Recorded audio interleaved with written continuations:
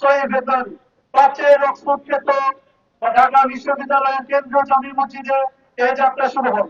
আমরা এই যাত্রা শুরুতে 49তম আজকের এই প্রতিষ্ঠা বার্ষিকীতে আমরা অনেক ভাইকে হারিয়েছি, আমরা অনেক ভাইকে গুম হয়েছি। আমরা এই প্রতিষ্ঠা বার্ষিকীতে আজকে বলতে চাই, আমরা অন্তর্বর্তীকালীন সরকারকে বলতে চাই, আগামী এই যে নির্বাচন, আগামী নির্বাচনে আমাদের সুস্থ নির্বাচন আমাদেরকে উপহার দিবেন।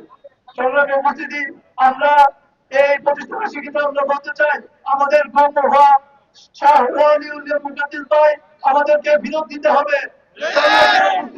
আমরা আমাদের এই শহীদদের রক্তের পছন্দ করে বলি, আগামী সরকার কোন স্বৈরাচারের হাতে আমরা দিব না। উপস্থিতি, আমরা আমাদের ন্যায় ও ইনসাফের যে লড়াই নেমেছি, আমরা সে ইনসাফের লড়াই আমরা কোনোদিন থামাবো না। ইসলামী ছাত্র শিবিরকে তারা জেলে ভরে জুলুম করে নির্যাতন করে শেষ করতে দিয়েছিল, কিন্তু আল্লাহ রাব্বুল আলামিন ইসলামী ছাত্র শিবিরকে টিকিয়ে রেখেছে। যারা ছাত্র শিবিরকে শেষ করতে চেয়েছিল তারাই শেষ হয়ে গিয়েছে। ইসলামী ছাত্র শিবির শেষ হওয়ার পাত্র নয়।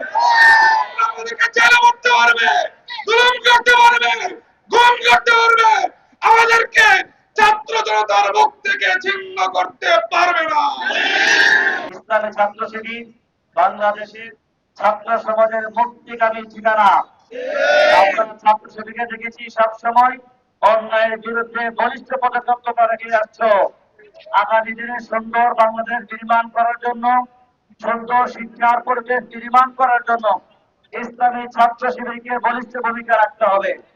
আগামী দিনে সুন্দর বাংলাদেশ নির্মাণে শিবিরকে আপোষহীন থাকতে হবে এবং বিভিন্ন বিশ্ববিদ্যালয় তোমাদেরকে মেধার স্বাক্ষর রাখতে হবে।